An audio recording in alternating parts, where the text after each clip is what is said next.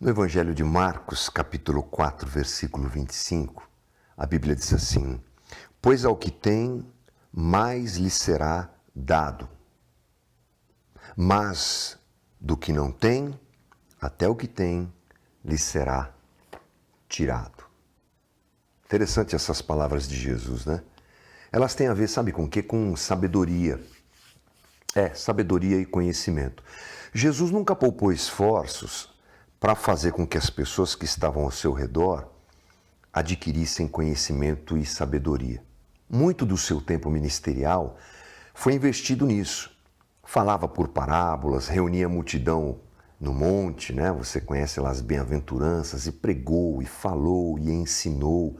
Um grande desejo de Jesus era que as pessoas conhecessem as verdades do reino de Deus, que aliás ele estava ali implantando no seu ministério, né?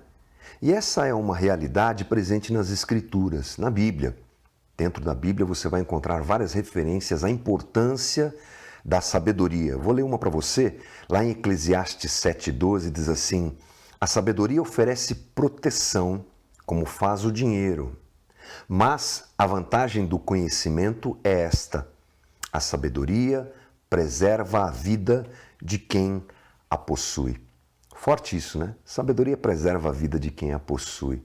É uma realidade e um desejo que nós devemos ter dentro de nós, é o desejo da gente crescer em sabedoria, em conhecimento, e seja qual for a área, seja qual for a situação. Sabe por quê? Porque essas palavras que Marcos registrou, ditas por Jesus a respeito de ter e ter mais, ou ter e ter menos, tem a ver justamente com isso, com o uso e a busca da sabedoria e do conhecimento. Pensa comigo se não é verdade. Quem tem sabedoria e usa sabedoria, mais sabedoria tem. Começa-se de forma simples e pequena e vai se progredindo. É assim na vida da gente como estudantes, não é assim que acontece? A gente começa lá no primário, lá no berçário, sei lá quando, e daqui a pouco, alguns anos se passaram, a gente está cheio de conhecimento humano, conhecimento histórico, conhecimento matemático, seja lá qual for o caminho que você fez. Começamos pouco, mas por usarmos, por adquirirmos, por buscarmos, a gente vai adquirindo mais. Mas veja uma pessoa que não tem esse pensamento. Ela vai definhando, né? Impressionante. Quanto menos se usa a sabedoria que se tem, menos sabedoria se tem. Como a água que escorre entre as mãos da gente, se a sabedoria e o conhecimento não forem utilizados, eles vão escorrer das nossas mãos, da nossa vida, de um modo geral, né? O interessante é que a sabedoria, ela é por nós admirada. A gente tem essa coisa de admirar a sabedoria, mas no mundo que a gente vive aqui no Ocidente, a gente tem um problema. Parece que a sabedoria que a gente gosta e que a gente admira é aquela que produz algum tipo de ganho material, algum tipo de ascensão social. Vou te falar alguns nomes que você com certeza deve conhecer. Mark Zuckerberg, fundador do Facebook. Esse cara é sábio.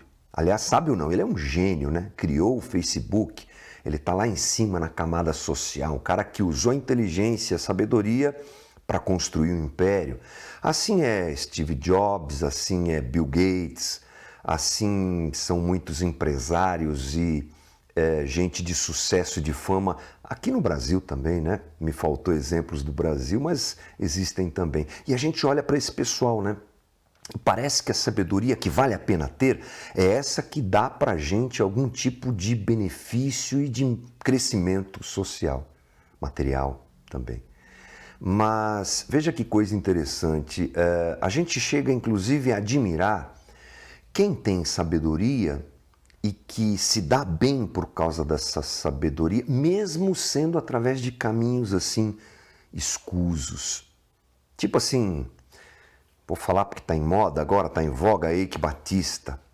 Esse cara foi esperto, hein? Apesar de estar preso ou quase preso, sei lá como é que ele está, ele se deu bem, não é? Parece que aqueles que usam a sabedoria para ganhar coisas, ainda que de forma ilícita, errada, moralmente questionável, eticamente questionável, não importa muito isso. Parece que a pessoa que usa a sabedoria para ter benefício, essa é que é aquela que a gente deve admirar. E esse é um grande engano, sabe por quê? Porque a sabedoria e o conhecimento, eles são em si, ou isso é em si, porque estamos falando de uma coisa só, o grande prêmio. A sabedoria em si é o grande prêmio. O conhecimento em si já é o grande galardão. E Jesus nos estimula a buscarmos o conhecimento por Ele mesmo, a sabedoria por ela mesma. Aliás, uma das coisas incríveis é você perceber o teu crescimento e o teu conhecimento diante de Deus, da tua relação com Deus, porque na verdade é esse que Jesus nos estimula mais a ter. Todo conhecimento é bom, todo conhecimento humano é bom, mas o conhecimento de Deus, da palavra de Deus, da vontade de Deus, do desejo de Deus, da Bíblia, das Escrituras Sagradas, esse é o mais importante. Esse é o mais importante. E esse deve ser por nós usado e estimulado. A gente vai crescendo no nosso conhecimento de Deus através das Escrituras, através do estudo teológico, através da relação com as pessoas na comunidade que a gente está. E se a gente não faz isso, a gente perde. E eu fiquei pensando, ao meditar sobre isso, que talvez essa seja a resposta para um monte de gente que perde o desejo, a vontade de andar com Deus. Sabe aquela pessoa que diz assim, eu fui esfriando, daqui a pouco eu me senti afastado de Deus e tudo mais. Então, talvez essa seja a resposta. O pouco que tinha não foi usado.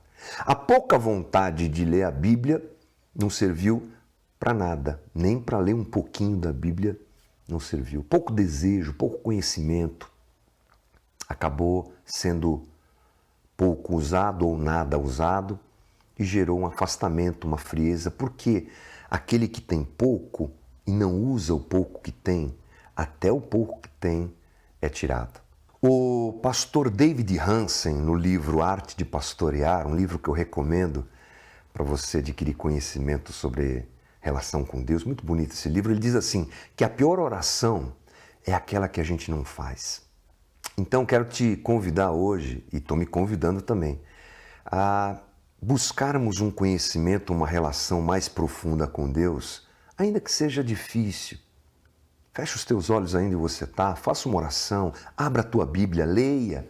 Vamos juntos desenvolver, ainda que o pouco conhecimento que temos de Deus e a respeito de Deus, para que Ele cresça e cresça e cresça mais e mais. Minha oração hoje, vou ler aqui um texto de Paulo aos Colossenses. Paulo escreve lá na sua carta aos Colossenses, capítulo 1, versículo 9, ele diz assim, por essa razão, desde o dia em que o ouvimos, não deixamos de orar por vocês e pedir que sejam cheios do pleno conhecimento da vontade de Deus, com toda a sabedoria e entendimento espiritual. Que seja esse o nosso caminho e que Deus nos abençoe.